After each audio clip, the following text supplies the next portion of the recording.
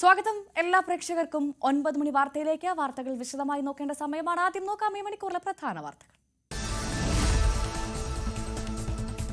2 വർഷം നീണ്ട Israel Hamas യുദ്ധത്തിന് അവസാനം. സമാധാന കരാറിൽ ഒപ്പുവെച്ച് ലോക നേതാക്കൾ. ഉച്ചകോടിയിൽ പങ്കെടുക്കാതെ ബെഞ്ചമിൻ നെതന്യാഹു. ഇന്ത്യ അടുത്ത സുഹൃത്തെന്ന് ഉച്ചകോടിയിൽ ട്രംപ്. ഇന്ത്യ പാക് യുദ്ധം അവസാനിപ്പിച്ചത് ട്രംപ് എന്ന് ആവർത്തിച്ച് ഷഹബാസ് ഷെരീഫ്. അബിൻ വർക്കിയെ യൂത്ത് കോൺഗ്രസ് അധ്യക്ഷനാക്കാത്തതിൽ ഐ ഗ്രൂപ്പിന് തൃപ്തി. മെറിറ്റ് അട്ടിമറിച്ചുവെന്ന് വിമർശനം. ദേശീയ സെക്രട്ടറി സ്ഥാനം അബിൻ ഏറ്റെടുത്തേക്കില്ല. രാവിലെ 10 മണിക്ക് മാധ്യമങ്ങളെ കാണുമെന്ന് അബിൻ. നെന്മാറയിലെ സജിത കൊലപാതക കേസിൽ വിധി ഇന്ന്. പ്രതി നെന്മാറയിൽ ഇരട്ടക്കൊല നടത്തിയ ചെന്താമര. സജിതയെ കൊലപ്പെടുത്തിയത് 2019 ഓഗസ്റ്റ് 31-ന്. വിസ്തരിച്ചത് ചെന്താമരയുടെ ഭാര്യയും മക്കളും ഉൾപ്പെടെ 44 സാക്ഷികളെ.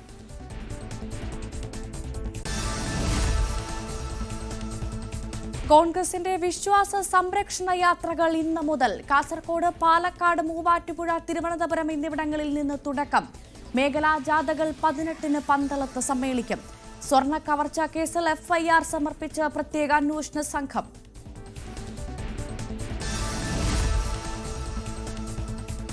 മൂന്നാറിൽ ജാർഖണ്ഡ് സ്വദേശിയായ മാവോയിസ്റ്റ് അറസ്റ്റിൽ.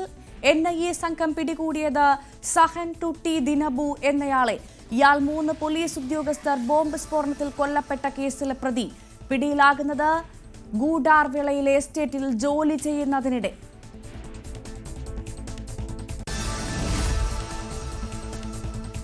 കണ്ണൂർ പെരളശ്ശേരിയിൽ BJP ഓഫീസിനായി കെട്ടിടം നൽകിയ ആളുടെ വീടിന് നേരെ ബോംബേറ്. പെരളശ്ശേരിയിലെ ശ്യാമള എന്നയാളുടെ വീടിന് നേരെ ആക്രമണം. ഓഫീസിന്റെ ഉദ്ഘാടനം നാളെ നടക്കാനിരിക്കും. സംസ്ഥാനത്ത് വീണ്ടും അമീബിക് മസ്തിഷ്ക ജ്വരം. കൊല്ലം കടക്കൽ സ്വദേശിനിയും തൊഴിലുറപ്പ് തൊഴിലാളിയുമായ സ്ത്രീക്ക് രോഗം. 62-കാരി തിരുവനന്തപുരം മെഡിക്കൽ കോളേജ് ആശുപത്രിയിൽ ചികിത്സയിൽ. ഈ മാസം മാത്രം രോഗം സ്ഥിരീകരിച്ചത് 21 പേർക്ക്.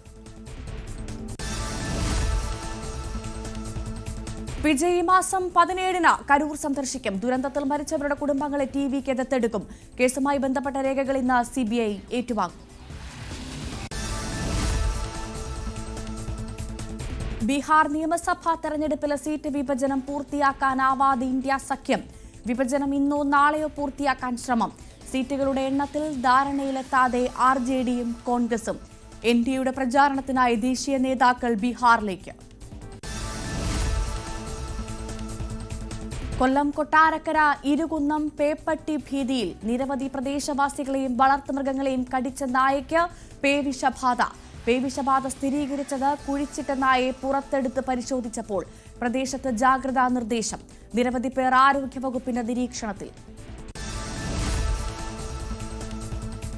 വെസ്റ്റ് ഇൻഡീസിനെതിരായ ടെസ്റ്റ് പരമ്പര തൂത്തുവാരാൻ ഇന്ത്യ. ജയം 58 റൺസ് അകലെ. ക്രീസിൽ സായ് സുദർശും KL രാഹുലും.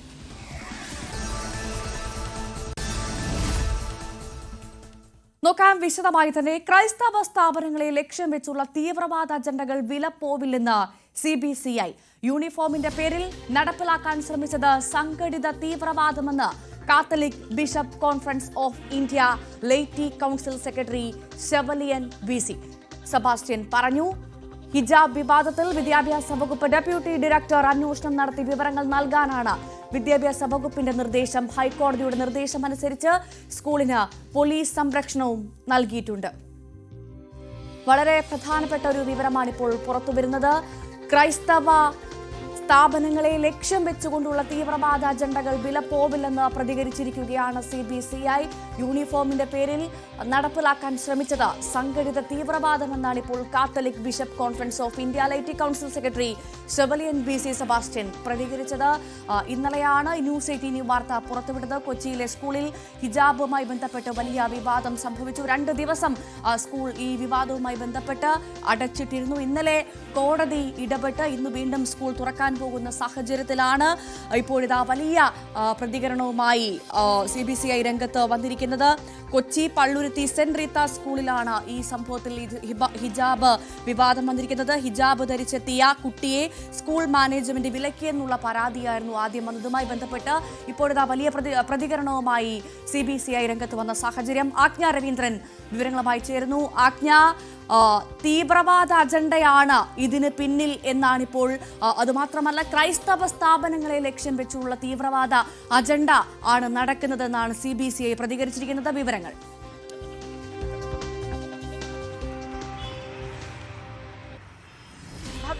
ഇത്തരം അതായത് വിദ്യാഭ്യാസ സ്ഥാപനങ്ങൾ ലക്ഷ്യം വെച്ചിട്ടുള്ള തീവ്രവാദ അജണ്ടകൾ അനുവദിച്ചു നൽകാനാകില്ലെന്നാണ് ഷെവലിയർ അഡ്വക്കേറ്റ് PC സെബാസ്റ്റ്യൻ വാർത്താക്കുറിപ്പിൽ അദ്ദേഹം പറഞ്ഞിരിക്കുന്നത്. അങ്ങനെയാണ് പ്രത്യേകിച്ചും ഇത്തരത്തിലുള്ള സ്ഥാപനങ്ങളിലേക്ക് കുഞ്ഞുങ്ങളിലേക്ക് തീവ്രവാദ അജണ്ടകൾ നടപ്പിലാക്കാനുള്ള ഒരു തരത്തിലുള്ള ശ്രമങ്ങൾ അനുവദിച്ചു നൽകില്ലെന്നാണ് Catholic bishop conference of India laity council സെക്രട്ടറിയാണ് അദ്ദേഹം ഷെവലിയർ അഡ്വക്കേറ്റ് PC സെബാസ്റ്റ്യൻ. യൂണിഫോമിന്റെ പേരിൽ സംഘടിത തീവ്രവാദത്തിലൂടെ സ്കൂളിലേക്ക് അതിക്രമിച്ച് കയറാൻ ശ്രമിച്ച സാഹചര്യത്തെയാണ് അദ്ദേഹം അത്തരത്തിൽ വിലയിരുത്തിയത്.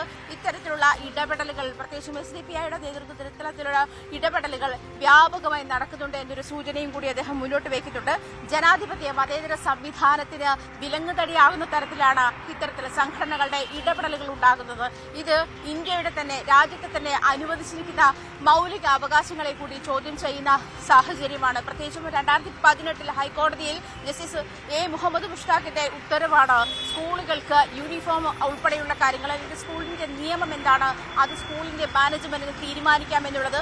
അത്തരത്തിലുള്ള ഹൈക്കോടതിയുടെ നിർദ്ദേശത്തെ കൂടി അതല്ല ലോ ആൻഡ് ഓർഡർ കൂടി വയലേറ്റ് ചെയ്തിട്ടുള്ള ഒരു രീതി കൂടിയാണ് ഇവരുടെ ഭാഗത്തു നിന്നും ഉണ്ടായിട്ടുള്ളത്. ഒരു കുട്ടിയെ മുൻനിർത്തി ഇതിലേക്ക് തീവ്രവാദം ഇമ്പോസ് ചെയ്യാനുള്ള അതല്ലെങ്കിൽ അത്തരം അജണ്ടകൾ നടപ്പിലാക്കാനുള്ള ശ്രമമാണ് ചില സംഘടനകൾ നടത്തുന്നതെന്നാണ് അദ്ദേഹം വാർത്താക്കുറിപ്പിലൂടെ അറിയിച്ചിരിക്കുന്നത്. അങ്ങനെയാണ്. അത് മാത്രമല്ല, വിദ്യാഭ്യാസ സ്ഥാപനങ്ങളുടെ യൂണിഫോം ഏതായിരിക്കണമെന്ന് ഒന്ന് തീരുമാനിക്കേണ്ടുന്ന ഉത്തരവാദിത്വവും അല്ലെങ്കിൽ അധികാരം സ്കൂൾ അധികൃതർക്കുണ്ട് എന്നും അദ്ദേഹം പറയുന്നുണ്ട്. അതുതന്നെയാണ് കോടതിയുടെ ഉത്തരവും. എന്തായാലും കഴിഞ്ഞ ദിവസം ഈ വിഷയത്തിൽ അടിയന്തരമായ കോടതി ഇടപെടുന്ന സാഹചര്യം കൂടി ഉണ്ടായിരുന്നു. ലോ ആൻഡ് ഓർഡർ നിലനിർത്തി അത് അനുസരിക്കുക എന്ന് തന്നെയാണ് കോടതി പറഞ്ഞിട്ടുള്ളത്. യൂണിഫോമിന്റെ കാര്യത്തിൽ സ്കൂളിന് തീരുമാനിക്കാമെന്നും സ്കൂൾ നിഷ്കർഷിക്കുന്ന യൂണിഫോം തന്നെ ധരിക്കണമെന്നുമാണ് പറഞ്ഞത്. അതേസമയം വിദ്യാഭ്യാസ മന്ത്രി വിഷയത്തിൽ യൂണിഫോം മറയ്ക്കുന്ന തരത്തിലുള്ള ഒരു തരത്തിലുള്ള വേഷവിധാന രീതികളും അനുവദനീയമല്ലെന്നും വിദ്യാഭ്യാസ മന്ത്രി പറഞ്ഞു. പക്ഷേ വിദ്യാഭ്യാസ മന്ത്രി പറയുമ്പോൾ സ്കൂൾ മാനേജ്മെന്റിന് കൂടി വിമർശനമുണ്ടായിരുന്നു. അദ്ദേഹം പറഞ്ഞത് ഇങ്ങനെയാണ്: സ്കൂൾ മാനേജ്മെന്റിന് കുറച്ചുകൂടി വിഷയത്തിൽ പക്വത കാണിക്കണം. അതായത് കുട്ടിയെ മാനസിക പീഡനത്തിന് ഇരയാക്കി എന്ന പാരന്റ്സിന്റെ പരാതി അദ്ദേഹത്തിന് മുന്നിലുണ്ട്. മുഖ്യമന്ത്രിക്ക് ആ പരാതി നിലനിൽക്കുന്നുണ്ട്. ആ ഒരു സാഹചര്യം കൂടി കണക്കിലെടുത്താവും അദ്ദേഹം അത്തരത്തിലൊരു പ്രസ്താവന കൂടി നടത്തിയത് എന്ന് വേണം പറയാൻ. പ്രത്യേകിച്ചും സ്കൂൾ മാനേജ്മെന്റ് ഈ വിഷയത്തിൽ അപക്വമായ തീരുമാനങ്ങൾ അല്ലെങ്കിൽ നിലപാടുകൾ തീർച്ചയായും ഇന്നലെ തന്നെ കന്യാസ്ത്രീകൾ നടത്തുന്ന സ്കൂളാണ്. ആ സ്കൂളിൽ ഇത്തരത്തിൽ ഹിജാബുമായി ബന്ധപ്പെട്ട ഒരു വിവാദം, അതെന്താണ് ഉദ്ദേശിക്കുന്നത്, അതിന്റെ മറവിൽ എന്താണ് ഉദ്ദേശിക്കുന്നത്, എന്താണ് അജണ്ട എന്നുള്ളൊരു ചോദ്യം ഇന്നലെ തന്നെ ഉയർന്നു വന്നിരുന്നു. ആ സാഹചര്യത്തിലാണ് ഇപ്പോൾ ഇത് തീവ്രവാദ അജണ്ടയാണ്, ക്രൈസ്തവ സ്ഥാപനങ്ങളെ തകർക്കാൻ ലക്ഷ്യം വെച്ചുകൊണ്ട് നടത്തുന്ന അജണ്ടയാണ് എന്ന് പറഞ്ഞുകൊണ്ട് CBCI തന്നെ രംഗത്ത് വന്ന സാഹചര്യം. അപ്പോൾ പോലും പ്രധാനപ്പെട്ട കാര്യം, ഈ കന്യാസ്ത്രീകൾ നടത്തുന്ന ഈ സ്കൂളിൽ ഇത്തരത്തിലൊരു വിഷയം നടന്നിട്ട് എന്തുകൊണ്ട് ജനപ്രതിനിധികൾ ഇടപെട്ടില്ലെന്നൊരു പ്രധാനപ്പെട്ട ചോദ്യമുണ്ടായിരുന്നു. ആ ചോദ്യത്തിന് ഉത്തരമുണ്ടോ? ഹൈബി പോലുള്ള ഏതെങ്കിലും ജനപ്രതിനിധികൾ ഈ വിഷയത്തിൽ പ്രതികരിക്കാൻ തയ്യാറായിട്ടുണ്ടോ? ആജ്ഞ.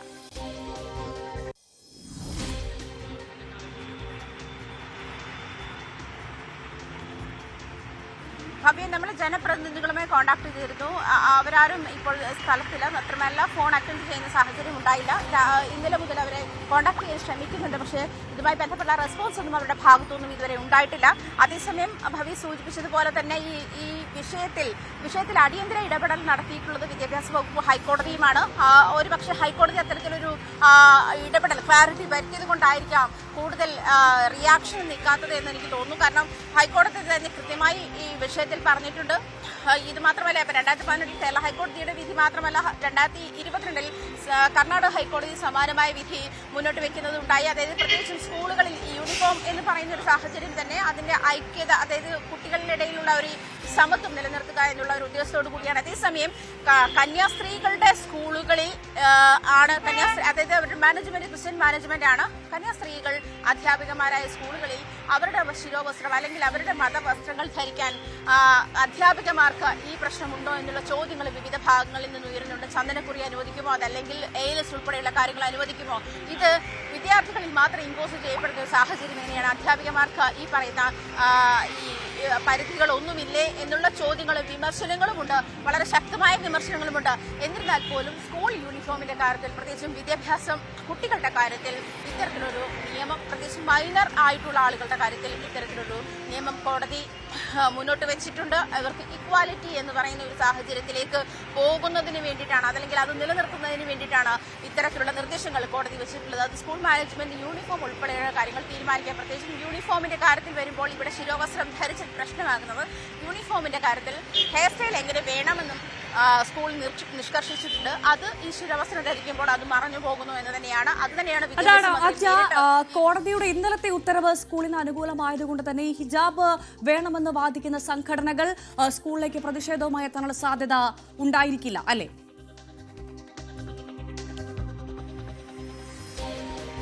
തീർച്ചയായിട്ടും ഉണ്ടായിരിക്കില്ല. കാരണം കോടതി അതിൽ നേരിട്ട് ഇടപെട്ടുകൊണ്ട് പക്ഷേ കോടതി അലക്ഷ്യം എന്നുള്ളൊരു സാഹചര്യത്തിലേക്ക് മാറാം. അത് പിന്നീട് നിയമ നടപടികൾ നേരിടേണ്ടി വരുന്ന സാഹചര്യങ്ങൾ സംഘടനകൾക്ക് ഉണ്ടായേക്കാം. അങ്ങനത്തെ ഒരു സാഹചര്യത്തിൽ മാത്രമല്ല, ഞാൻ ഇന്നലെ സംസാരിച്ചപ്പോൾ ഈ കുട്ടിയുടെ പാരന്റ്സിന് തന്നെ ഇത് മറ്റൊരു പറഞ്ഞു കൊടുത്ത് ചെയ്യിപ്പിക്കുന്നത് പോലെ ഉണ്ടായിരുന്നു. കാരണം അവർ വളരെ വ്യക്തമായിട്ട് അവർക്ക് ക്ലാരിറ്റി ഇല്ല. അതല്ലെങ്കിൽ കോടതി ഇത്തരത്തിൽ ഇടപെടൽ നടത്തി, അതല്ലെങ്കിൽ ഇതുമായി നിങ്ങൾക്ക് നിയമപരമായി മുന്നോട്ട് പോകാനാകില്ല എന്ന് പറയുമ്പോഴും അവർക്ക് അതൊരു ക്ലാരിറ്റി ഇല്ല. പക്ഷേ അതേസമയം കുട്ടിയെ മാനസികമായി പീഡിപ്പിച്ചു, ഇതിന്റെ കാര്യത്തിൽ മറ്റു കുട്ടികളുടെ മുന്നിൽ വെച്ച് പരസ്യമായി ഇൻസൾട്ട് ചെയ്തു തുടങ്ങിയ കാര്യങ്ങൾക്കൊക്കെ അധ്യാപികമാർക്കെതിരെ നടപടിയെടുക്കാൻ വിദ്യാഭ്യാസ വകുപ്പിന് കഴിയും. ആ ഒരു സാഹചര്യം കൂടി നിലനിൽക്കൊണ്ട് ആ പരാതി മുഖ്യമന്ത്രിയുടെയും വിദ്യാഭ്യാസ മന്ത്രിയുടെയും മുന്നിലുണ്ട്. ആ പരാതിയുടെ അടിസ്ഥാനത്തിൽ തന്നെയാണ് വിദ്യാഭ്യാസ മന്ത്രി കഴിഞ്ഞ ദിവസം സ്കൂൾ മാനേജ്മെന്റ് കുറച്ചുകൂടി സംയമനം പാലിക്കണമായിരുന്നു, അതല്ലെങ്കിൽ കുറച്ചുകൂടി പക്വത കാണിക്കണമായിരുന്നു എന്നൊരു പ്രസ്താവന കൂടി അദ്ദേഹം നടത്തിയ സാഹചര്യം കൂടി നിലനിൽക്കുന്നുണ്ട്. അതുകൂടി കണക്കിലെടുത്തിട്ട് ആയിരിക്കും ഒരുപക്ഷെ ഡെപ്യൂട്ടി ഡയറക്ടർ അദ്ദേഹത്തിന് ഇതിന്റെ അന്വേഷണം നടത്തി റിപ്പോർട്ട് സമർപ്പിക്കാൻ വിദ്യാഭ്യാസ മന്ത്രി ഉത്തരവിട്ടിട്ടുണ്ട്. അദ്ദേഹം ഒരുപക്ഷെ ഇന്ന് സ്കൂളിലെത്തിയേക്കാം. അതിന്റെ കാര്യത്തിൽ വ്യക്തത വന്നിട്ടില്ല, ഏത് സമയത്തെത്തും എന്നുള്ള കാര്യത്തിൽ വ്യക്തത വന്നിട്ടില്ല. ഇത് എന്തായാലും സ്കൂൾ തുറന്ന് പ്രവർത്തിക്കാനാണ് ഇന്നലെ ഹൈക്കോടതി ഉത്തരവിട്ടത്. പക്ഷേ 2 ദിവസത്തെ കൂടി കുട്ടികൾക്ക് സ്റ്റഡി ലീവ്, എക്സാം നടക്കുകയാണ്, സ്റ്റഡി ലീവ് എന്നുള്ള തരത്തിലേക്ക് അവധി കൊടുക്കുകയാണ് എന്നാണ് സ്കൂൾ മാനേജ്മെന്റിന്റെ നിലവിലത്തെ തീരുമാനം. അതായത് അതേസമയം പോലീസ് സംരക്ഷണം സ്കൂളിന് ആവശ്യമാണ്. എന്തായാലും നിലവിൽ പോലീസ് സംരക്ഷണം സ്കൂളിനുണ്ട്. ആ ഒരു സാഹചര്യം കൂടി കണക്കിലെടുത്ത് ഇന്ന് അങ്ങനെയാണോ സ്കൂൾ തുറക്കുന്നത്? പോലീസ് സംരക്ഷണയിലാണോ സ്കൂൾ തുറക്കുന്നത് ആജ്ഞ?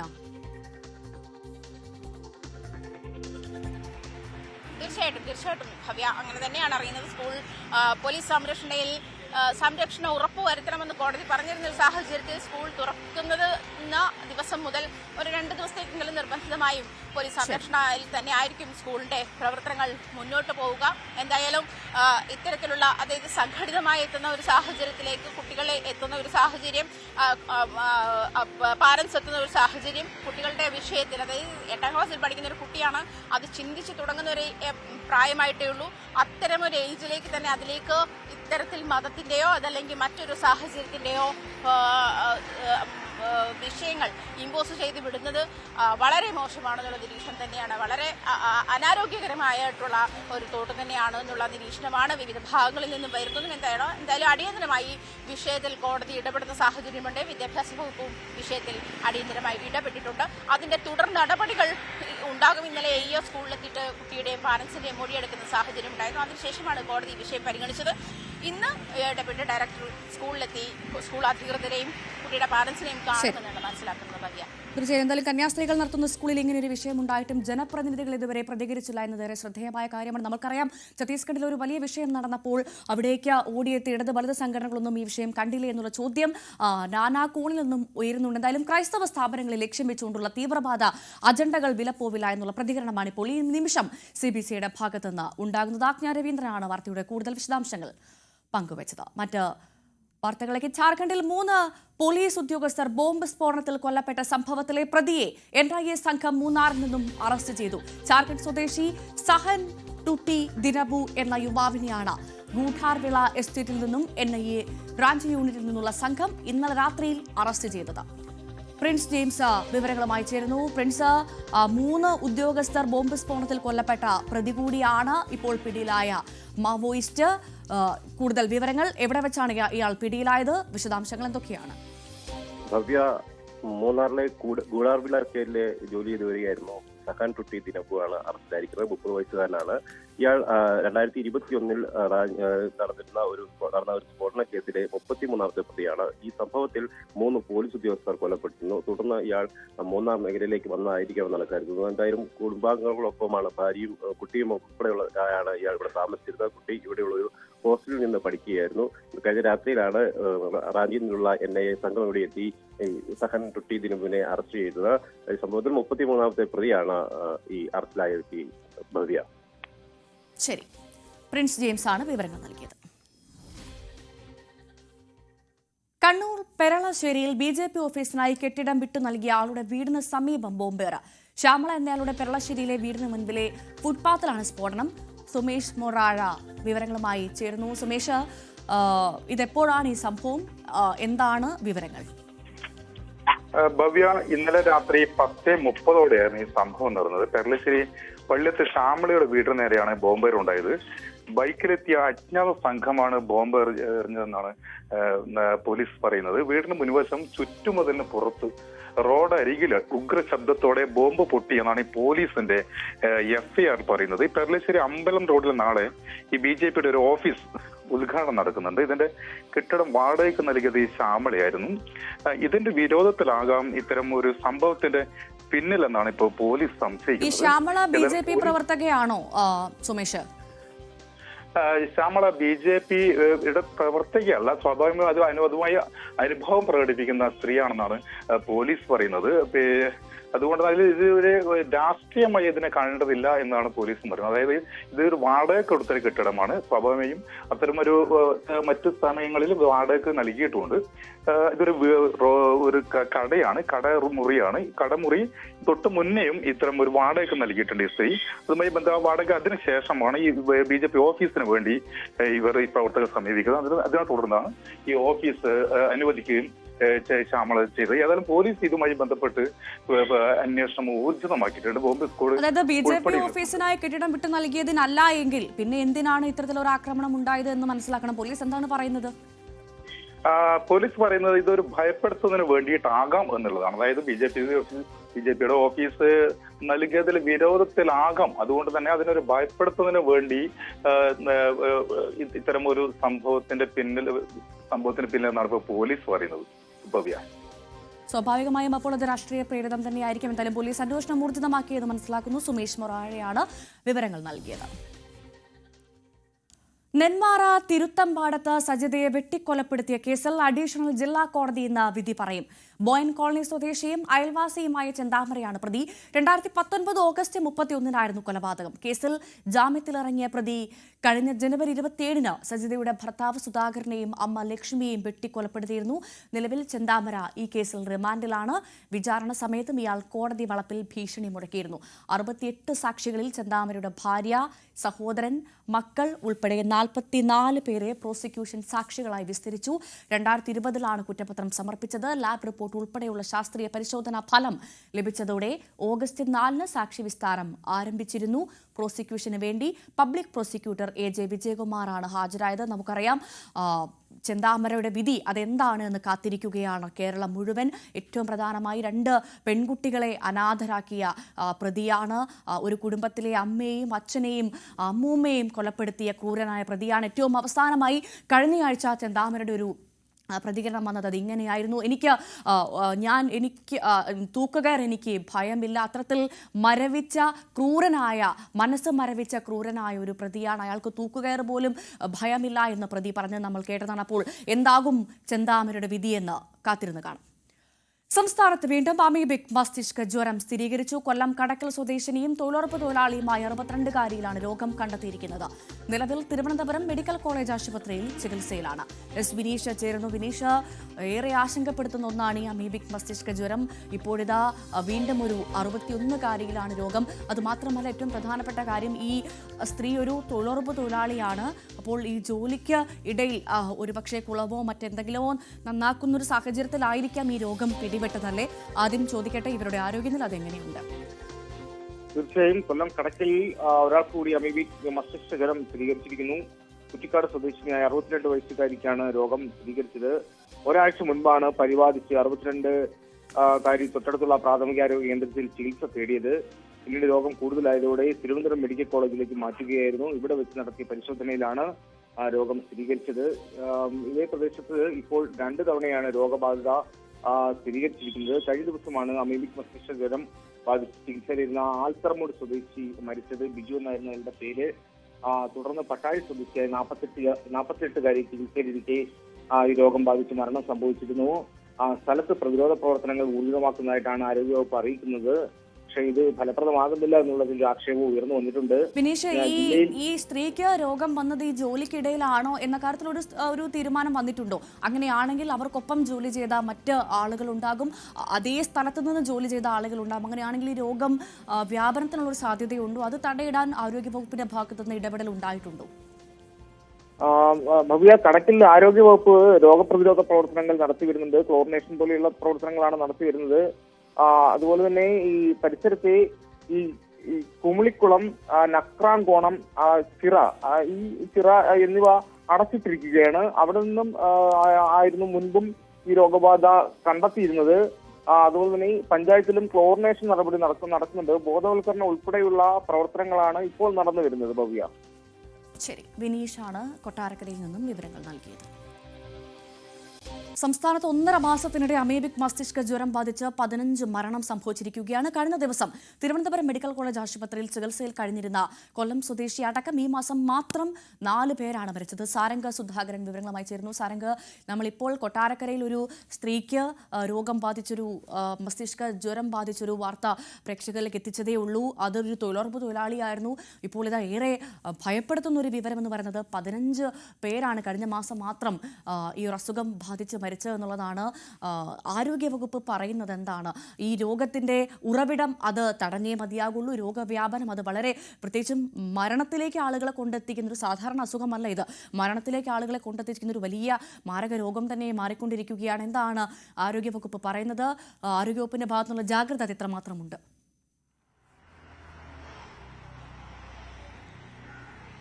തീർച്ചയായും ഭവ്യ, ഇത് വലിയൊരു പ്രതിസന്ധിയായി ആരോഗ്യവകുപ്പിന്റെ മുൻപിൽ നിലനിൽക്കുകയാണ്. കാരണം ക്ലോറിനേഷൻ നടപടികളും മറ്റും പുരോഗമിക്കുന്നുണ്ടെങ്കിലും അതിനനുസരിച്ച് തന്നെ രോഗം പലയിടങ്ങളിലായി റിപ്പോർട്ട് ചെയ്യുന്നു എന്നതാണ് വലിയ പ്രതിസന്ധി. കാരണം ഇത്തരത്തിലുള്ള വ്യാപകമായ പരിശോധന നടക്കുന്നത്, അതായത് ഈ ഒരു അമീബിക് മസ്തിഷ്ക ജ്വരവുമായി ബന്ധപ്പെട്ട് നിൽക്കുന്ന എന്തെങ്കിലും ലക്ഷണങ്ങളുമായി മുന്നോട്ട്, അതായത് ഈ ഒരു ആരോഗ്യ കേന്ദ്രങ്ങളിൽ എത്തുന്ന എല്ലാവരെയും ഈ ഇത്തരത്തിലുള്ള ടെസ്റ്റിന് വിധേയരാക്കുകയും തുടർന്നാണ് ഇത്തരത്തിൽ ഈ ഒരു രോഗം കണ്ടെത്തുന്നതും തുടർന്ന് ഉടനെ തന്നെ മെഡിക്കൽ കോളേജിലേക്ക് മറ്റും മാറ്റുകയും വിദഗ്ധ ചികിത്സ നൽകുകയും ചെയ്യുന്നു. പക്ഷേ ഇതിന്റെ ഒരു പ്രധാന പ്രശ്നം 95%-ലധികം മരണനിരക്കുള്ള ഒരു രോഗമാണ്. ഇത് പിടിപെട്ടാൽ അതിൽ നിന്ന് രക്ഷപ്പെടുക എന്നത് കുറച്ച് ശ്രമകരമായ ഒരു കാര്യം തന്നെയാണ്. പക്ഷേ ചില കേസുകളിൽ നമുക്ക് മരണത്തിൽ നിന്നും ഈ ഒരു രോഗികളെ തിരിച്ചു കൊണ്ടുവരാനും ആരോഗ്യം തിരിച്ചു പിടിക്കാനൊക്കെ സാധിച്ചിട്ടുണ്ട്. പക്ഷേ ഇതിന്റെ ഒരു പ്രധാന പ്രശ്നം എന്ന് പറയുന്നത് ഇത്തരത്തിലുള്ള ജലാശയങ്ങളിലും മറ്റുമാണ് കുളിക്കാൻ ഇറങ്ങുമ്പോൾ അടക്കം ഈ ഒരു അസുഖം വരുന്നു എന്ന് പറയുമ്പോഴും ഇത്തരത്തിൽ ക്ലോറിനേഷൻ ചെയ്ത ചില സ്വിമ്മിംഗ് പൂളിലടക്കം ഇത്തരത്തിൽ രോഗവ്യാപനം, അതായത് അതിൽ കുളിക്കുന്നവർക്കടക്കം രോഗവ്യാപനം ഉണ്ടായിട്ടുള്ള ഒരു സാഹചര്യമുണ്ട്. കാരണം തിരുവനന്തപുരത്ത് തന്നെ ആക്കുളത്ത് ഒരു സ്വകാര്യ സ്വിമ്മിംഗ് പൂളിൽ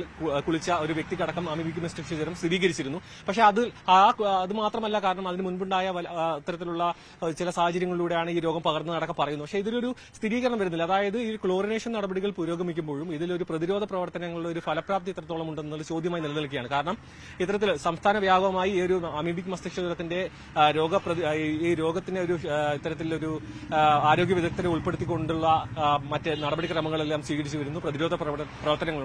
ഈ വടക്കൻ മലബാറിലടക്കമുള്ള ചില പ്രദേശങ്ങളിൽ ഈ ക്ലോറിനേഷൻ നടപടികളിൽ പ്രതിസന്ധി നേരിടുന്നുണ്ടെന്ന് ആരോഗ്യവകുപ്പ് പ്രതികരിച്ചിരുന്നു. കാരണം ഈ ഒരു കിണറും പിന്നെ മറ്റ് ജലാശയങ്ങളിലടക്കം മീനുകളെ വളർത്തുന്ന ഒരു സാഹചര്യമുണ്ട്. അതിൽ ക്ലോറിനേഷൻ നടപടികൾ നടത്തുമ്പോൾ അത് മീനുകൾ മരിക്കാനിടവരുന്നു. അത് ഇത്തരത്തിൽ മീനുകൾ നഷ്ടപ്പെടുന്ന ഒരു സാഹചര്യമുണ്ട്. അത് ചില നാട്ടുകാർ അതിൽ ഈ പ്രശ്നം ഉയർത്തുന്നുണ്ട്. അത് മാത്രമല്ല, മീനുകൾ ഉണ്ടെങ്കിൽ ഈ ഒരു അമീബ പടരില്ല എന്നൊക്കെയുള്ള തെറ്റിദ്ധാരണ ജനങ്ങളുടെ ഇടയിലേക്ക് വ്യാപിക്കുന്നുണ്ട് എന്നൊരു ആശങ്കയടക്കം ആരോഗ്യവകുപ്പ് മുന്നോട്ട് വെക്കുന്നുണ്ട്.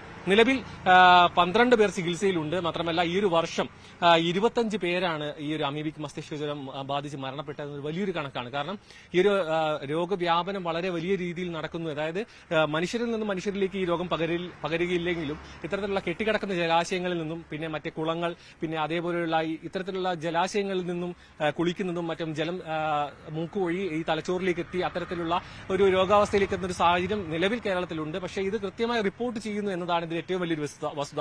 കാരണം കൃത്യമായി ഈ ടെസ്റ്റുകൾ നടത്തുന്നു. മാത്രമല്ല ഈ ഒരു ട്രീറ്റ്മെന്റ് പ്രോട്ടോകോൾ ഈ ആരോഗ്യവകുപ്പ് ഉണ്ടാക്കിയെടുത്തിട്ടുണ്ട്. മാത്രമല്ല കൃത്യമായി ഈ ഒരു ആരോഗ്യ വകുപ്പിന്റെ പ്രതിരോധ പ്രവർത്തനങ്ങൾ നടക്കുന്നുണ്ടെങ്കിലും രോഗവ്യാപനം പൂർണ്ണമായും തടയാൻ ആരോഗ്യവകുപ്പിന് കഴിഞ്ഞിട്ടില്ല എന്നാണ് മനസ്സിലാക്കാൻ കഴിയുന്നത്. ഭവ്യ, അതാണ് സാഹചര്യം. എന്തായാലും ഈ വർഷം മാത്രം 25 പേരാണ് ഈ അസുഖം ബാധിച്ച് മരിച്ചതെന്ന് പറയുമ്പോൾ ഈ അസുഖത്തിന്റെ വ്യാപനം അത് എത്രമാത്രമുണ്ട്, അതിന്റെ സീരിയസ്നെസ് അത് എത്രമാത്രമുണ്ട് എന്ന് താഴേക്കിടയിലുള്ള ആളുകളിലേക്ക് അടക്കം അത് എത്തിക്കേണ്ടത് ആരോഗ്യവകുപ്പിന്റെ ബാധ്യതയാണ്, ഉത്തരവാദിത്വമാണ്.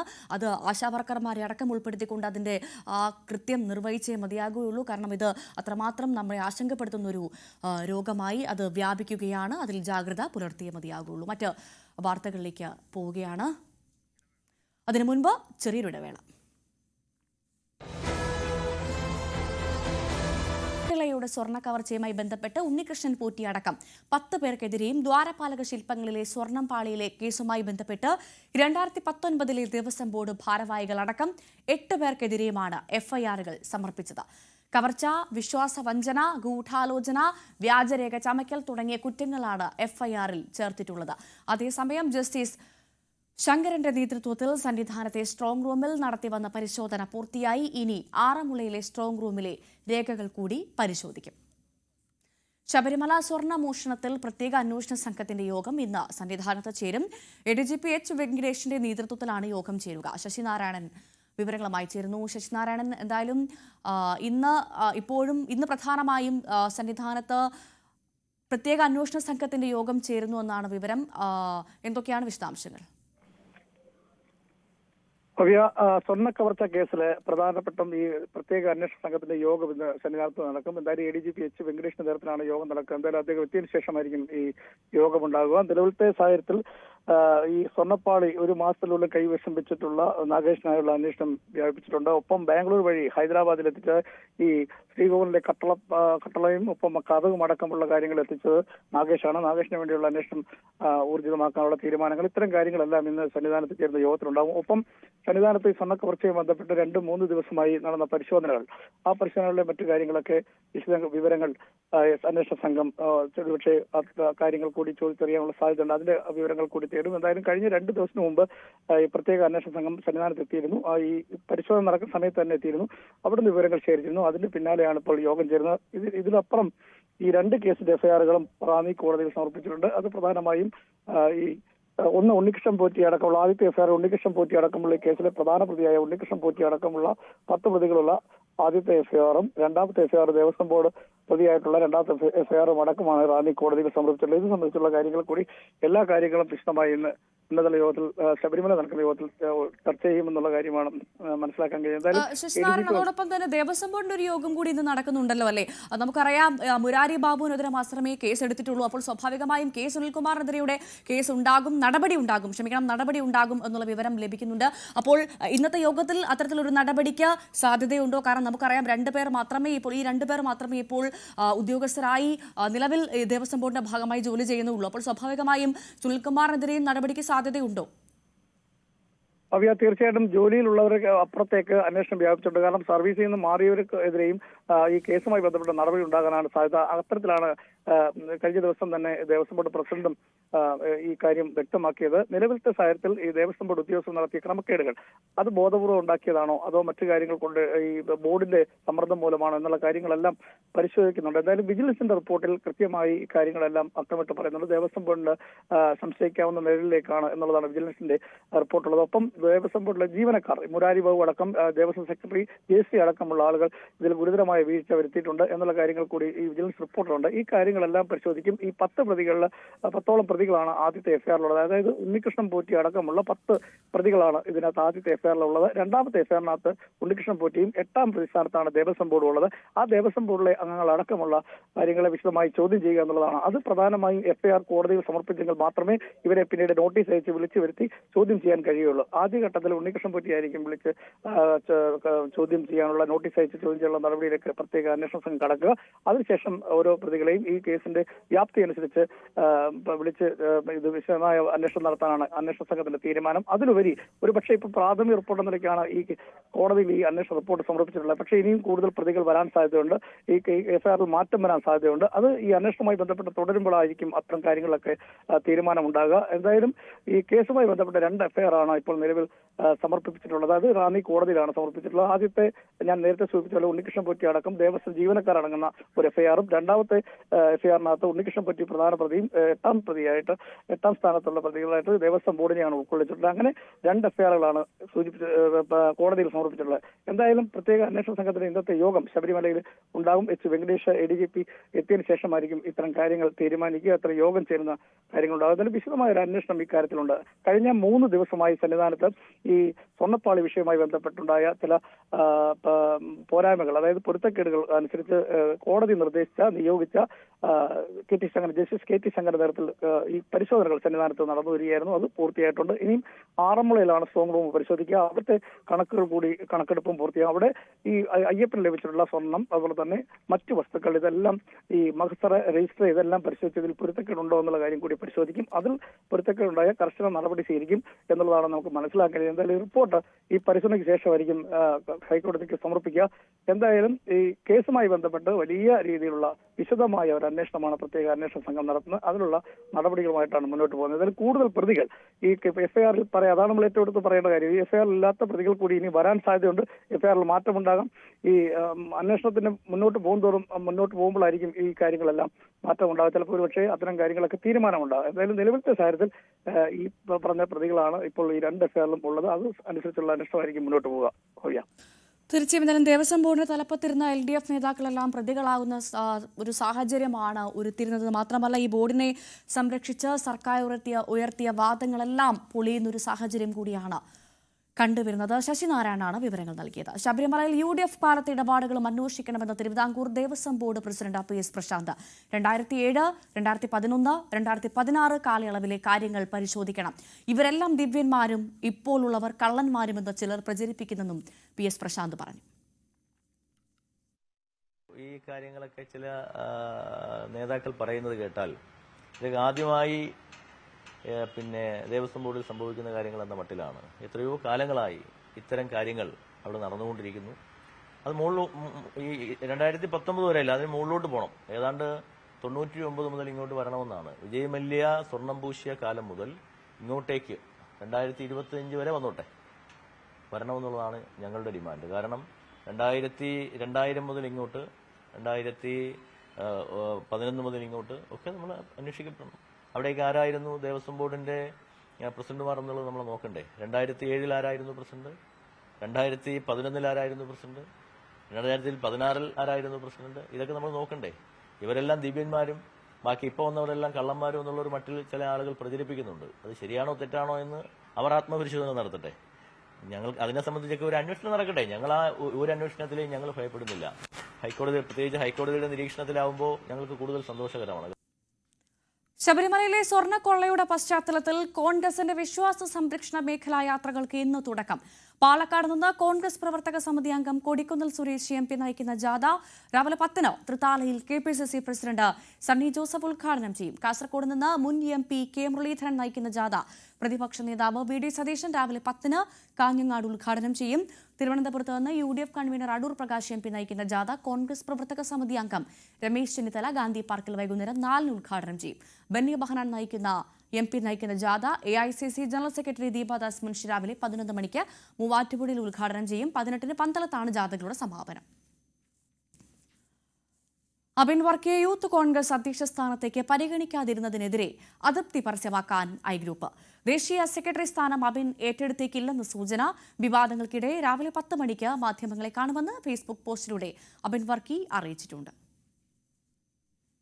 യൂത്ത് കോൺഗ്രസ് തെരഞ്ഞെടുപ്പിൽ മത്സരിച്ച് 1,70,000-ത്തിലധികം വോട്ടുകൾ നേടി രണ്ടാമതെത്തിയ അബിൻ വർക്കിയെ അധ്യക്ഷ സ്ഥാനത്ത് നിന്ന് തടഞ്ഞതിലൂടെ മെറിറ്റ് അട്ടിമറിക്കപ്പെട്ടതായാണ് ഐ ഗ്രൂപ്പിന്റെ വിമർശനം.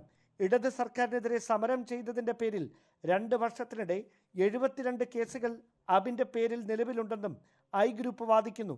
സാമുദായിക സമവാക്യങ്ങൾ ചൂണ്ടിക്കാട്ടി അബിൻ വർക്കിയുടെ സാധ്യത ഇല്ലാതാക്കിയതിന് പിന്നിൽ രാഷ്ട്രീയ ലക്ഷ്യങ്ങൾ ഉണ്ടെന്നാണ് ഐ ഗ്രൂപ്പിന്റെ വിലയിരുത്തൽ. അതേസമയം യൂത്ത് കോൺഗ്രസ് ദേശീയ ജനറൽ സെക്രട്ടറിയായിരുന്ന ബിനു ചുള്ളിയിലിനെ സംസ്ഥാന വർക്കിംഗ് പ്രസിഡന്റായി നിയമിച്ചത് സംബന്ധിച്ചും അഭ്യൂഹങ്ങൾ ഏറുകയാണ്. അതിനിടെ വിവാദങ്ങളെ തുടർന്ന് രാഹുൽ മാങ്കൂട്ടത്തിൽ രാജിവെച്ച അധ്യക്ഷ പദവിയിലേക്ക് OJ ജനീഷിനെ എത്തിക്കാനായതിൻ്റെ ആത്മവിശ്വാസത്തിലാണ് ഷാഫി പക്ഷം. യൂത്ത് കോൺഗ്രസ് സംഘടനാകാര്യ ജനറൽ സെക്രട്ടറിയും ഷാഫി പറമ്പിലിന്റെ വിശ്വസ്തനുമായ കാസർഗോഡ് നിന്നുള്ള ജോമോൻ ജോസിനെയും പ്രവർത്തക സമിതി അംഗം കൊടിക്കുന്നിൽ സുരേഷിന്റെ നോമിനിയായ അനു താജിനെയും യൂത്ത് കോൺഗ്രസ് വർക്കിംഗ് പ്രസിഡന്റുമാരായി നിയമിക്കാൻ ചർച്ചകൾ തുടരുന്നതായാണ് സൂചന. എന്നാൽ ഇത് ബിനു ചുള്ളിയിലിന്റെ പദവിയുടെ പകിട്ട് കുറയ്ക്കാനുള്ള നീക്കമെന്നാണ് KC വേണുഗോപാൽ പക്ഷത്തിന്റെ വിലയിരുത്തൽ. അധ്യക്ഷ സ്ഥാനത്തിനായി അവകാശവാദം ഉന്നയിച്ചിരുന്ന KM അഭിജിത്തിനെ ദേശീയ കമ്മിറ്റിയിൽ ഉൾപ്പെടുത്തിയതിലൂടെ എ ഗ്രൂപ്പിനെ അനുനയിപ്പിക്കാൻ കഴിഞ്ഞെന്ന നിഗമനത്തിലാണ് കോൺഗ്രസ് നേതൃത്വം. Dan Kurian, news 18, Thiruvananthapuram. Youth Congress അധ്യക്ഷ സ്ഥാനത്തെ ചൊല്ലിയുള്ള തർക്കത്തിൽ പ്രതികരിച്ച് കെ മുരളീധരൻ എല്ലാ അഭിപ്രായങ്ങളും സമന്വയിപ്പിച്ചാണ് OJ ജനീഷിനെ ഹൈക്കമാൻഡ് യൂത്ത് കോൺഗ്രസ് അധ്യക്ഷൻ ആക്കിയതെന്നും പാർട്ടിക്കുള്ളിൽ ഗ്രൂപ്പില്ലെന്നും കെ മുരളീധരൻ പറഞ്ഞു. എല്ലാ നേതാക്കന്മാരുമായിട്ട് ആലോചിച്ചിട്ടാണ് ദേശീയ നേതൃത്വം തീരുമാനമെടുത്തത്. അതുകൊണ്ട് അതിനെ ഒരു വിവാദം ഉണ്ടാക്കേണ്ട കാര്യമില്ല. പുതിയ കമ്മിറ്റി പ്രസിഡൻ്റായി വെച്ച വ്യക്തിയും ജനീഷാണെങ്കിലും അബിൻ വർക്കിയാണെങ്കിൽ എല്ലാവരും യോഗ്യരായിട്ടുള്ള ആൾക്കാർ തന്നെയാണ്. എല്ലാവരെയും അക്കോമഡേറ്റ് ചെയ്തുകൊണ്ടാണ് പാർട്ടി തീരുമാനമെടുത്തത്. എന്തായാലും ഇന്ന് 10 മണിക്ക് അബിൻ വർക്കി മാധ്യമങ്ങളെ കാണുന്നുണ്ട്. അബിൻ എന്ത് പറയുമെന്നുള്ളത് ഏറെ പ്രധാനപ്പെട്ട കാര്യമാണ്. ദേശീയ സെക്രട്ടറി സ്ഥാനം അബിൻ ഏറ്റെടുത്തിക്കില്ല എന്നുള്ള സൂചന വരുമ്പോൾ അബിൻ എന്ത് പറയും, എന്ത് പൊട്ടിത്തെറി ഉണ്ടാകും എന്നുള്ള കാര്യമാണ് നമുക്ക് കാത്തിരുന്ന് കാണേണ്ടത്. എന്തായാലും അത് 10 മണിക്ക് അബിൻ മാധ്യമങ്ങളെ കാണുമ്പോൾ എന്ത് പറയുമെന്ന് നോക്കാം. കൊച്ചി കുണ്ടന്നൂരിൽ തോക്ക് ചൂണ്ടി കവർന്ന പണം കൊണ്ട് ഏലയ്ക്ക വാങ്ങി. 14 ലക്ഷം രൂപയ്ക്കാണ് ഏലയ്ക്ക വാങ്ങിയത്. 30 ലക്ഷം രൂപയും തൊണ്ടി മുതലും പോലീസ് കണ്ടെടുത്തു. നവമി ദിനേശ് വിവരങ്ങളുമായി ചേർന്നു. നവമി, കൊച്ചിയിലാണ് സംഭവം. തോക്ക് ചൂണ്ടി പണം കവർന്നു, ഏലയ്ക്ക വാങ്ങി അല്ലേ? ഭവ്യ, ഏറെ വിവാദമായ ഒരു കേസ് കൂടിയായിരുന്നു. പട്ടാപ്പകലായിരുന്നു കുണ്ടന്നൂരിൽ ഒരു വ്യവസായിയുടെ ഓഫീസിലെത്തി തോക്ക് ചൂണ്ടി 80 ലക്ഷം രൂപ പണമായി കവർന്നത്. ഇതിൽ നേരത്തെ 7 പേരെ അറസ്റ്റ് ചെയ്തിരുന്നു. 4 പേരെയാണ് ഇന്നലെ രാത്രിയോടുകൂടി കസ്റ്റഡിയിലെടുത്തത്. ഇതിൽ ഏറ്റവും പ്രധാനപ്പെട്ട കാര്യം ഈ 80 ലക്ഷത്തിൽ 72 ലക്ഷം രൂപയാണ് ഇപ്പോൾ പോലീസ് പിടിച്ചെടുത്തിരിക്കുന്നത്. ഇതിൽ 14 ലക്ഷം രൂപയ്ക്ക് ഏലയ്ക്ക വാങ്ങിയെന്നാണ് അന്വേഷണ സംഘം വ്യക്തമാക്കുന്നത്. അതിൽ ഈ 12ാം പ്രതിയും ഏല കർഷകനുമായ ലെനിനാണ് ഈ ഏലയ്ക്ക വാങ്ങിയിരിക്കുന്നത്. ഒപ്പം ഈ മുഖ്യ സൂത്രധാരനായ ജോജിയെ ഏലത്തോട്ടത്തിൽ ഒളിപ്പിക്കാൻ സഹായിച്ചതും ലെനിനാണെന്നാണ് അന്വേഷണ സംഘം കണ്ടെത്തിയിരിക്കുന്നത്. ഈ ഏലയ്ക്ക അടക്കം തൊണ്ടി മുതലായി പോലീസ് പിടിച്ചെടുത്ത് മരട് സ്റ്റേഷനിലേക്ക് എത്തിച്ചിട്ടുണ്ട്. 30 ലക്ഷം രൂപയും തൊണ്ടി മുതലുമാണ് ഇപ്പോൾ പിടിച്ചെടുത്തിരിക്കുന്നത്. ആകെ 72 ലക്ഷം രൂപയാണ് ഇപ്പോൾ അന്വേഷണ സംഘം പിടിച്ചെടുത്തത്. 80 ലക്ഷം രൂപയായിരുന്നു തോക്ക് ചൂണ്ടി പിടിച്ചു പറിച്ച് കൊണ്ടുപോയത്. ഇനിയിപ്പോൾ ഈ കേസുമായി ബന്ധപ്പെട്ട് ഒരാളെ കൂടിയാണ് അറസ്റ്റ് ചെയ്യേണ്ടത്. മുഖംമൂടി ധരിച്ചെത്തിയ 2 പേരെ, അബിൻ, ജെയ്സൺ എന്നിവരെ 2 പേരെയും ഇന്നലെ കസ്റ്റഡിയിലെടുത്തിരുന്നു. ഇനി ഒരാൾക്കായുള്ള അന്വേഷണവും ഊർജിതമാക്കിയിരിക്കുകയാണ്. അതിനിടയിലാണ് ഇപ്പോൾ അന്വേഷണ സംഘം പറയുന്നത് ഈ പിടിച്ചെടുത്ത 14 ലക്ഷം രൂപ കൊണ്ട് ഏലയ്ക്ക വാങ്ങി. ലെനിൻ എന്ന ഏല കർഷകനാണ് ഏലയ്ക്ക വാങ്ങിയിരിക്കുന്നത്. എന്തായാലും ഈ ഏലയ്ക്ക അടക്കമാണ് തൊണ്ടി മുതലായി അന്വേഷണ സംഘം പിടിച്ചെടുത്തിരിക്കുന്നത്. നവമി ദിനേശാണ് വിവരങ്ങൾ നൽകിയത്. മുഖ്യമന്ത്രിയുടെ മകന് ED അയച്ച സമൻസിന് പിന്നീട് എന്തു പറ്റിയെന്ന് കെ മുരളീധരൻ. രാജ്യത്ത് പ്രതിപക്ഷ മുഖ്യമന്ത്രിമാരെ അറസ്റ്റ് ചെയ്ത് ജയിലിൽ അടയ്ക്കുന്ന കേന്ദ്ര സർക്കാർ പിണറായി വിജയനോട് മറ്റൊരു സമീപനം കൈക്കൊള്ളുന്നുവെന്നും കെ മുരളീധരൻ ആരോപിച്ചു. ഇന്ത്യ സഖ്യത്തിലെ മുഖ്യമന്ത്രിമാർക്ക് പോലും രക്ഷയില്ലാത്തൊരു കാലഘട്ടത്തിൽ ഇന്ത്യ സഖ്യത്തിലുണ്ട് എന്ന് പറയുന്ന ഒരു മുഖ്യമന്ത്രി അത് അംഗീകരിച്ചിട്ടില്ല. പക്ഷെ എന്നാലും ഇന്ത്യ സഖ്യത്തിൻ്റെ ലിസ്റ്റിലെ മുഖ്യമന്ത്രിമാരുടെ പേരിൽ അദ്ദേഹത്തിൻ്റെ പേരുണ്ട്.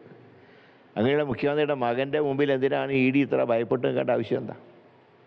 ഇപ്പോൾ മുഖ്യമന്ത്രിയുടെ ഗൾഫ് യാത്രയ്ക്ക് അനുമതി നിഷേധിച്ചു എന്നൊക്കെ ആദ്യം പറഞ്ഞല്ലോ. ഇപ്പോൾ അനുമതിയുണ്ട്. സൗദിയിലേക്ക് അനുമതിയില്ല എന്ന് അതും കിട്ടും. അതല്ലേ അദ്ദേഹം പറഞ്ഞത്, എനിക്ക് എല്ലാ കാര്യത്തിലും ശുഭാപ്തി വിശ്വാസം എന്ന് പറഞ്ഞതിൻ്റെ കാരണം എന്താ? കേന്ദ്രത്തിലെ നരേന്ദ്രമോദിയിൽ പിണറായി വിജയന് നല്ല വിശ്വാസമുണ്ട്. അതാണ് ഈ ED സമൻസ് ആവിയായി പോയത്.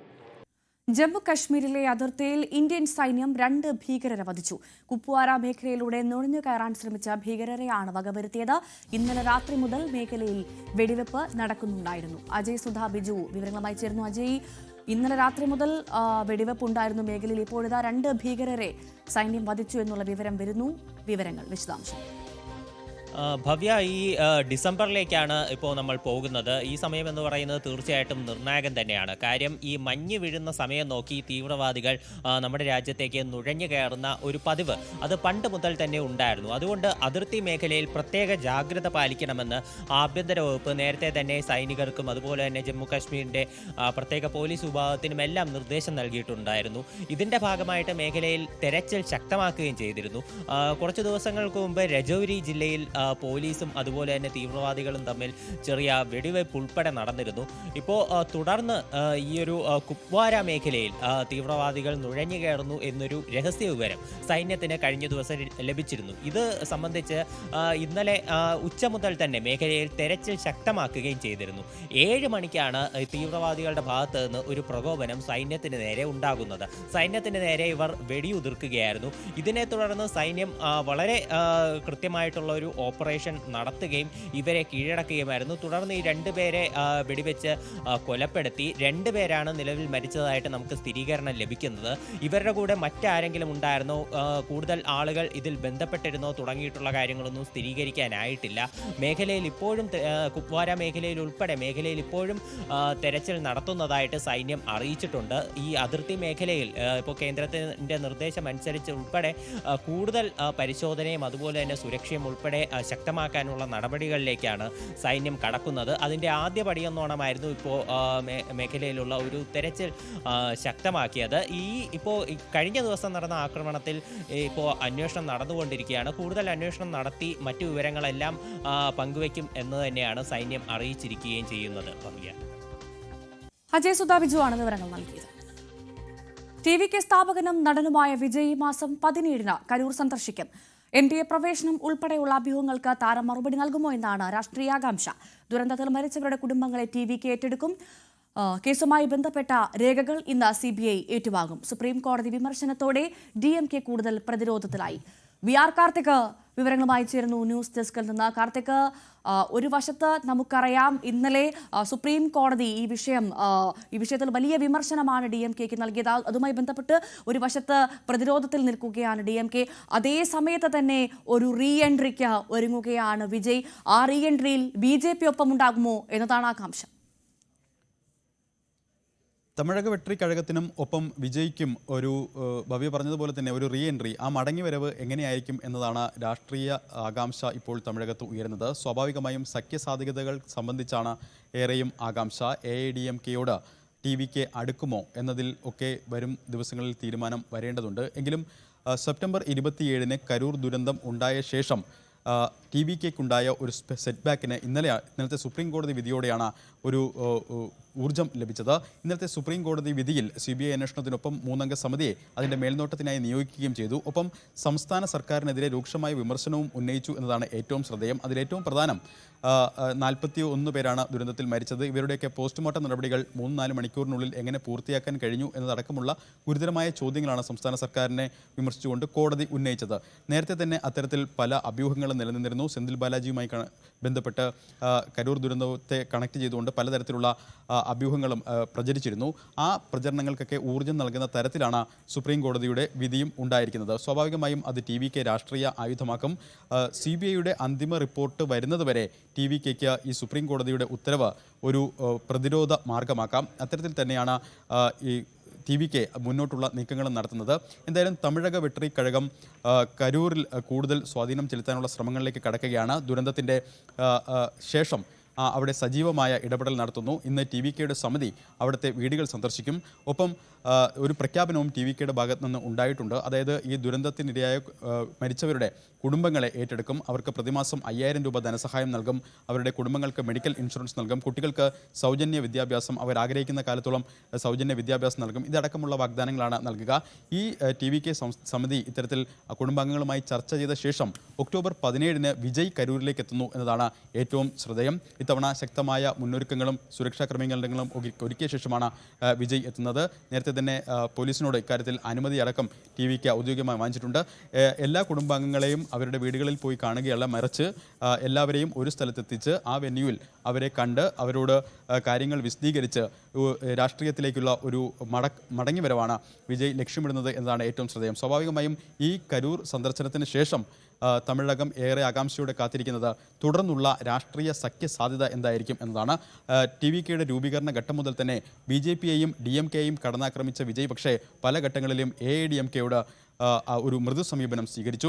എടപ്പാടി പളനിസ്വാമിയോട് വിജയ് അടുക്കുമോ എന്നതാണ് ഏറെ ആകാംക്ഷ. BJPയെ പ്രത്യയശാസ്ത്ര ശത്രുവായും DMK രാഷ്ട്രീയ ശത്രുവായും ആണ് TVK പ്രഖ്യാപിച്ചിട്ടുള്ളത്. സ്വാഭാവികമായും BJPയുമായി സഖ്യത്തിലുള്ള AIADMKയോട് വിജയ് എങ്ങനെ അടുക്കും? നേരത്തെ തന്നെ മുഴുവൻ സീറ്റുകളിലും മത്സരിക്കുമെന്നാണ് ആദ്യഘട്ടത്തിൽ പറഞ്ഞിരുന്നത്. സ്വാഭാവികമായും അപ്പോൾ മുഖ്യമന്ത്രി ആരെന്ന കാര്യത്തിലൊന്നും തർക്കമുണ്ടായിരുന്നില്ല. അത് വിജയ് തന്നെയായിരിക്കും മുഖ്യമന്ത്രി സ്ഥാനാർത്ഥി എന്ന ഇത് ശക്തമായിരുന്നു. പക്ഷേ എടപ്പാടി പളനിസ്വാമി അംഗീകരിച്ചുകൊണ്ട് ഈ സഖ്യ സാധ്യതകൾ എത്രമാത്രം മുന്നോട്ട് പോകും എന്നതടക്കമുള്ള കാര്യങ്ങളിലാണ് വരും ദിവസങ്ങളിൽ രാഷ്ട്രീയ ആകാംക്ഷ തമിഴകത്ത് നിലനിൽക്കുന്നത്. എന്തായാലും N. ആനന്ദ് അടക്കമുള്ളവർ അദ്ദേഹത്തെ ഇന്ന് സന്ദർശിച്ചു. വിജയുടെ വീട്ടിലെത്തി 20 മിനിറ്റോളം ഈ സന്ദർശനം നീണ്ടു. സ്വാഭാവികമായും കരൂരിൽ നിന്ന് തന്നെ ദുരന്തമുണ്ടായ ഇടത്ത് ഓടിപ്പോയി, ഒളിവിൽ പോയി എന്നൊക്കെയുള്ള വിമർശനങ്ങൾ ഉണ്ടായ സ്ഥലത്ത് നിന്ന് തന്നെ രാഷ്ട്രീയത്തിലേക്ക് ഒരു മടങ്ങിവരവിനാണ് TVKയുടെയും വിജയുടെയും ഇപ്പോഴത്തെ ശ്രമങ്ങൾ. ഭവ്യ. കാർത്തിക് തുടരുക. നമുക്ക് ബീഹാർ നിയമസഭാ തെരഞ്ഞെടുപ്പുമായി ബന്ധപ്പെട്ട വാർത്തയുടെ വിവരങ്ങൾ കൂടി അറിയണം. എന്തായാലും ഈ സീറ്റ് വിഭജനം പൂർത്തിയാക്കാനാവാതെ വലയുകയാണ് ഇന്ത്യ സഖ്യം.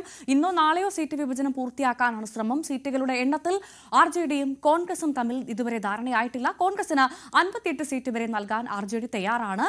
അപ്പോഴും സീറ്റ് വിഭജനം പൂർത്തിയാക്കിയ NDAയുടെ പ്രചാരണത്തിന് വരും ദിവസങ്ങളിൽ ദേശീയ നേതാക്കൾ എത്തും. കാർത്തിക് വിവരങ്ങളുമായി ചേർന്നു. കാർത്തിക്, NDA എന്തായാലും സീറ്റ് വിഭജനം പൂർത്തിയാക്കി തെരഞ്ഞെടുപ്പിനുള്ള ഒരുക്കം ആരംഭിച്ചു കഴിഞ്ഞു. ദേശീയ നേതാക്കളൊക്കെ അങ്ങോട്ടേക്ക് എത്തുമെന്നുള്ള വിവരങ്ങൾ വരുന്നു. ആ സമയത്ത് പോലും ഇന്ത്യ സഖ്യത്തിൽ, മഹാസഖ്യത്തിൽ ഇതുവരെ ഒരു തീരുമാനമായിട്ടില്ല. എന്താണ് ഇപ്പോഴും സീറ്റ് വിഭജനത്തിൽ വിലങ്ങുതടിയായി നിൽക്കുന്നത്? അതിന്റെ വിവരങ്ങൾ എന്തൊക്കെയാണ്? മഹാസഖ്യത്തിൽ സീറ്റ് വിഭജനം സംബന്ധിച്ച അനിശ്ചിതത്വങ്ങൾ ഇപ്പോഴും തുടരുകയാണ്. അതിൽ ഏറ്റവും പ്രധാനം RJDയും കോൺഗ്രസുമായി 5ഓളം സീറ്റുകളിൽ അവർ ഇപ്പോഴും ഒരു സമവായത്തിലെത്താൻ സാധിച്ചിട്ടില്ല. ഈ സീറ്റുകൾ സംബന്ധിച്ചാണ് തർക്കം തുടരുന്നത് എന്നാണ് വിവരം. ഇന്നലെ തേജസ്വി യാദവ് ഡൽഹിയിലെത്തി കോൺഗ്രസ് നേതാക്കളുമായി ചർച്ച നടത്തിയിരുന്നു.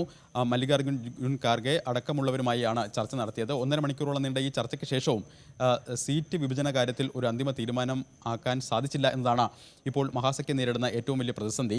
ഇന്നും നാളെയുമായി ഈ ചർച്ചകൾ പൂർത്തിയാക്കി സീറ്റ് വിഭജനം അന്തിമമാക്കാനാണ് ശ്രമം. കാരണം 3 ദിവസം മാത്രമാണ് ഒന്നാം ഘട്ട തെരഞ്ഞെടുപ്പിനുള്ള നാമനിർദ്ദേശ പത്രിക സമർപ്പിക്കാൻ അവസാന തീയതി. 3 ദിവസം മാത്രമാണ് ഇനി ബാക്കിയുള്ളത്.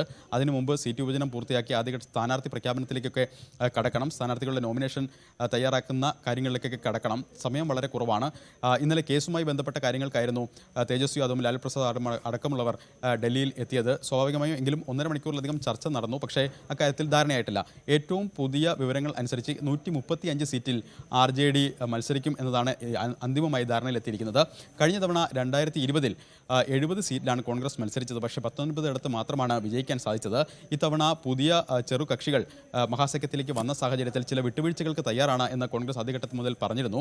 പക്ഷേ 70 സീറ്റിൽ നിന്ന് 60 സീറ്റിലേക്കൊക്കെയാണ് ഇപ്പോൾ ചർച്ചകൾ എത്തി നിൽക്കുന്നത്. 58 സീറ്റുകൾ വരെ നൽകാൻ RJD തയ്യാറാണ്. പക്ഷേ അപ്പോഴും 60-ൽ കുറഞ്ഞൊരു വിട്ടുവീഴ്ചയ്ക്കില്ല എന്നാണ് കോൺഗ്രസ് വ്യക്തമാക്കുന്നത്. അതിലാണ് ഒരു തർക്കം. മറ്റൊന്ന് CPIM അടക്കമുള്ള പാർട്ടികളാണ്. അവർ ആദ്യഘട്ടത്തിൽ 45 സീറ്റ് വരെ ആവശ്യപ്പെട്ടു. പിന്നീട് 30-ലേക്ക് കടന്നു. ഏറ്റവും ഒടുവിൽ 18 സീറ്റ് അവർക്ക് നൽകുന്ന തരത്തിലേക്ക് ഏറെക്കുറെ ധാരണയിലെത്തിയിരിക്കുന്നു. പക്ഷേ അപ്പോഴും JMM അടക്കം പുതിയ ചെറു പാർട്ടികൾ മഹാസഖ്യത്തിലേക്ക് വന്നിട്ടുണ്ട്. അവർ 12 സീറ്റുകളാണ് ആദ്യഘട്ടത്തിൽ ആവശ്യപ്പെട്ടത്. ഇത് നൽകാൻ RJD തയ്യാറുമല്ല. ഇതിലൊക്കെയാണ് ചർച്ചകൾ ഇപ്പോൾ ഉടക്കി നിൽക്കുന്നത്. CPIM ഉൾപ്പെടെ ഇടത് സഖ്യത്തിനാകെ 29 സീറ്റുകൾ നൽകി ഒരു സമവായത്തിനുള്ള ശ്രമങ്ങളും തുടരുകയാണ്. മറുവശത്ത് NDA സീറ്റ് വിഭജനം പൂർത്തിയാക്കി 101 സീറ്റുകൾ വീതം BJPയും JDUവും മത്സരിക്കും. അതോടൊപ്പം തന്നെ സീറ്റ് വിഭജനം പൂർത്തിയാക്കിയ സാഹചര്യത്തിൽ പ്രചരണം അവസാന ലാപ്പിലേക്ക് കടക്കുമ്പോൾ, അതായത് ഒന്നാം ഘട്ട പ്രചരണത്തിന് നോമിനേഷൻ നൽകാൻ ദിവസങ്ങൾ മാത്രം ബാക്കിയുള്ളപ്പോൾ കൂടുതൽ ഊർജ്ജത്തോടുകൂടി പ്രചരണ രംഗത്ത് സജീവമാവാനാണ് ശ്രമം. ദേശീയ നേതാക്കൾ NDAക്ക് വേണ്ടി വരും ദിവസങ്ങളിൽ ബീഹാറിലേക്ക് എത്തുന്നു. മറ്റന്നാൾ അമിത്ഷാ അവിടെ എത്തും. 3 ദിവസം ബീഹാറിൽ അദ്ദേഹം പ്രചരണ രംഗത്ത് സജീവമാവുകയും ചെയ്യും. ഭവ്യ. കാർത്തിക്കാണ് വിവരങ്ങൾ നൽകിയത്. തിരിച്ചെത്താം ഒരു ഇടവേളയ്ക്ക് ശേഷം വളരെ വേഗം.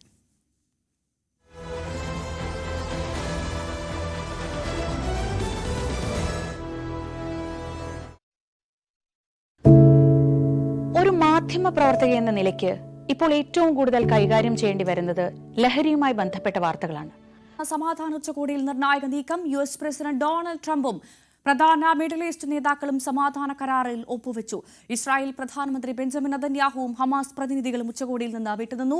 വരും ദിവസങ്ങളിൽ ഹമാസിനും ഇസ്രായേലിനും ഇടയിൽ 2ാം ഘട്ട സമാധാന ചർച്ചകൾ ആരംഭിക്കും. അഭിലാഷ് രാധാകൃഷ്ണൻ വിവരങ്ങളുമായി ചേരുന്നു. അഭിലാഷ്, ഈ ലോകം കാത്തിരുന്നതാണ് ഗാസയിൽ സമാധാനമെന്നുള്ള വാർത്ത കേൾക്കാൻ. പക്ഷേ എല്ലാം നഷ്ടപ്പെട്ട നാടാണ്. അവിടെ ഒന്ന് നിന്ന് എന്ന് തുടങ്ങണം കാര്യങ്ങളെല്ലാം. പൂർണ്ണ സമാധാനത്തിലേക്ക് എത്താൻ എന്തൊക്കെ കടമ്പകൾ? ഗാസയുടെ ഭാവി ഇനി എന്ത്?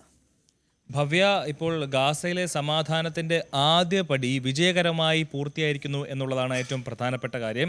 അതിൽ 20 വ്യവസ്ഥകളിൽ ആദ്യത്തെ ഘട്ടം എന്നുള്ള നിലയിൽ ബന്ദിമോചനം ഇന്നലെ തന്നെ പൂർത്തിയായിരിക്കുന്നു. അതിൽ ഇനിയിപ്പോൾ ഉള്ളത് ഹമാസ് പിടിച്ചുവെച്ചിരുന്നതിൽ കൊല്ലപ്പെട്ട ആളുകളുടെ മൃതദേഹമാണ്. ഇതിൽ 27ഓളം ആളുകളുടെ മൃതദേഹങ്ങളാണ് ഇപ്പോൾ ഹമാസിൻ്റെ കയ്യിലുള്ളത്. അതിൽ 4 പേരുടെ മൃതദേഹങ്ങൾ ഇന്നലെ തന്നെ കൈമാറിയിരുന്നു. ബാക്കിയുള്ളവരുടെ മൃതദേഹങ്ങൾ എപ്പോൾ കൈമാറുമെന്നുള്ളതിൽ വ്യക്തതയില്ല. എന്തായാലും ഇന്നോ നാളെ തന്നെ അതും നടക്കുമെന്നുള്ള കാര്യമാണ് നമുക്കറിയാൻ കഴിയുന്നത്. അതുപോലെ പ്രധാനപ്പെട്ട മറ്റൊരു കാര്യം എന്ന് പറയുന്നത് ഇസ്രായേലിൽ നിന്ന് ഹമാസിൽ നിന്ന് ഇസ്രായേലിലേക്ക് എത്തിയ ആളുകളെ അവരുടെ കുടുംബക്കാർ കണ്ടു. അവർ വളരെ ആഘോഷത്തോടെയാണ് ഇവരെല്ലാവരും ഇസ്രായേൽ സ്വീകരിച്ചത്. അവിടെ സന്തോഷഭരിതമായ ദൃശ്യങ്ങളൊക്കെ നമുക്കിപ്പോൾ സ്ക്രീനിൽ കാണാൻ കഴിയുന്നുണ്ട്. അങ്ങനെ വളരെ ഒരു വലിയ 2 വർഷം നീണ്ട വലിയ മഴക്കാറിനാണ് ഇപ്പോൾ ഒരു അറുതി വന്നിരിക്കുന്നത്. വലിയ രീതിയിലുള്ള യുദ്ധത്തിന് ഒരു താൽക്കാലിക വിരാമമായിരിക്കുന്നു. എന്നാൽ ഭവ്യ ചോദിച്ച പ്രധാനപ്പെട്ട ചോദ്യം ഇനി അടുത്തത് എന്താണ് എന്നുള്ളതാണ്. അതിൽ 2ാം ഘട്ടം എന്നുള്ള നിലയിൽ ഹമാസിൻ്റെ നിരായുധീകരണവും അതുപോലെ ഗാസയുടെ ഭരണവും എങ്ങനെയാണെന്നുള്ളതാണ്. അതിനെപ്പറ്റിയുള്ള ചർച്ചകൾ ഇനി വരും ദിവസങ്ങളിൽ നടക്കും. എന്തായാലും ഗാസ സമ്മിറ്റിൽ അമേരിക്കയും ഖത്തറും ഈജിപ്തും ഒപ്പിട്ടിട്ടുണ്ട്. അതിൽ കൃത്യമായി ഗാസ ഡീലിൽ ഇവർ ഒപ്പിട്ടിരിക്കുന്നു. അത് കൃത്യമായി ഇനി മുന്നോട്ട് പോകുന്ന കാര്യത്തിൽ ഇവരുടെ ഈ 4 രാജ്യങ്ങളുടെ പിന്തുണ ഉണ്ടാകും. അവരുടെ നേതൃത്വത്തിലായിരിക്കും അല്ലെങ്കിൽ മേൽനോട്ടത്തിലായിരിക്കും ഇനി ഗാസയുടെ പൂർണ്ണ ഉത്തരവാദിത്വം നടക്കുക. അതിൽ ഗാസയുടെ പുനർനിർമ്മാണത്തിൽ മുൻകൈ അല്ലെങ്കിൽ അതിന് നേതൃത്വം നൽകാമെന്ന് ഇംഗ്ലണ്ടും ബ്രിട്ടനും ഇത് പറഞ്ഞുകൊണ്ട് മുന്നോട്ടെത്തിയിട്ടുണ്ട്. അതിൽ വാഗ്ദാനങ്ങൾ നൽകിയിട്ടുണ്ട്. എന്തായാലും ലോകരാജ്യങ്ങളുടെ എല്ലാം മേൽനോട്ടത്തിലായിരിക്കും ഗാസയുടെ പുനർനിർമ്മാണം നടക്കുക. ഭവ്യ. ശരി, അഭിലാഷ് രാധാകൃഷ്ണനാണ് വിവരങ്ങൾ നൽകിയത്. ഇസ്രായേൽ പാർലമെന്റിൽ ഡൊണാൾഡ് ട്രംപ് സംസാരിക്കുന്നതിനിടെ ഇടതംഗങ്ങളുടെ പ്രതിഷേധം.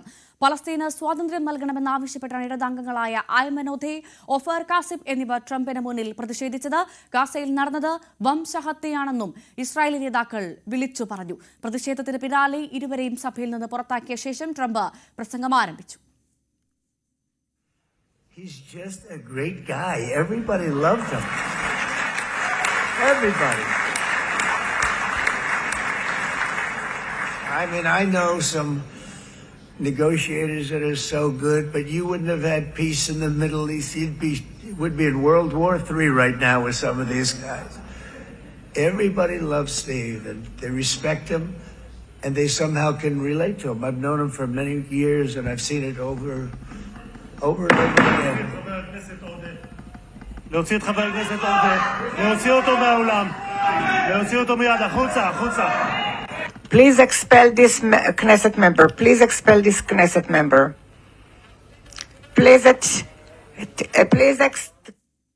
ഇന്ത്യയും പാകിസ്ഥാനും ഒരുമയോടെ മുന്നോട്ട് നീങ്ങുന്നുവെന്നാണ് കരുതുന്നതെന്ന് US പ്രസിഡന്റ് ഡൊണാൾഡ് ട്രംപ്. ഈജിപ്തിൽ നടന്ന ഗാസ സമാധാന ഉച്ചകോടിക്കിടെയായിരുന്നു ട്രംപിന്റെ പരാമർശം. ഇന്ത്യ USന്റെ അടുത്ത സുഹൃത്താണെന്നും അദ്ദേഹം കൂട്ടിച്ചേർത്തു. India is a great country with a very good friend of mine at the top, and he's just done a fantastic job. And I think that Pakistan and India are going to live very nicely together, right? That's not a very... They are. And they're two great, I'd say, leaders, great leaders as far as I'm concerned. ഇന്ത്യക്കും പാകിസ്ഥാനും ഇടയിലെ യുദ്ധം അവസാനിപ്പിച്ചത് US president Donald Trump എന്ന് ആവർത്തിച്ച് പാകിസ്ഥാൻ പ്രധാനമന്ത്രി ഷഹബാസ് ഷെരീഫ്. ഈജിപ്തിലെ Gaza സമാധാന ഉച്ചകോടിക്കിടെയായിരുന്നു ഷഹബാസിന്റെ പ്രസ്താവന. ട്രംപിന്റെ സമാധാന ശ്രമങ്ങൾക്ക് പാകിസ്ഥാൻ അദ്ദേഹത്തെ നൊബേൽ പുരസ്കാരത്തിന് നാമനിർദ്ദേശം ചെയ്തിരുന്നതായും പാക് പ്രധാനമന്ത്രി പറഞ്ഞു. I would say that Pakistan had nominated President Donald Trump for Nobel Peace Prize for his outstanding, extraordinary contributions to first stop war between India and Pakistan and then achieve ceasefire along with his very wonderful team. സംഭവിച്ചത് അത് ഇത്ര മാത്രമേ ഉള്ളൂ. ഉച്ചകോടിക്കിടെ Trump സംസാരിക്കുന്നു. അപ്പോൾ ഇന്ത്യയും പാകിസ്ഥാനും തമ്മിലുള്ള യുദ്ധം അവസാനിപ്പിക്കാൻ ഇടപെട്ടത് താനാണെന്ന് ആവർത്തിക്കുന്നു.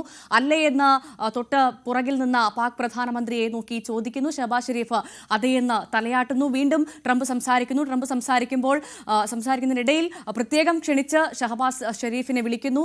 അദ്ദേഹത്തിനോട് സംസാരിക്കാൻ പറയുന്നു. അദ്ദേഹം സംസാരിക്കുന്നു. എന്നാൽ 4 വാക്ക് എന്നെക്കുറിച്ച് പൊക്കി പറഞ്ഞോളൂ എന്ന് പറയുമ്പോൾ അദ്ദേഹം തന്നെയാണ് ഈ വിഷയത്തിൽ ഇടപെട്ടത്, ഇന്ത്യ പാകിസ്ഥാൻ വിഷയത്തിൽ ഇടപെട്ടത്, ഈ പ്രശ്നം പരിഹരിച്ചതെന്ന് ഷഹബാസ് ഷെരീഫ് പറയുന്നു. അതാണ് അവിടെ സംഭവിച്ചത്. എന്തായാലും 9 മണി വാർത്തയുടെ സമയം ഇവിടെ പൂർണ്ണമാവുകയാണ്. ഇടവേളയ്ക്ക് ശേഷം നമുക്ക് ന്യൂസ് 10 കാണാം. നമസ്കാരം.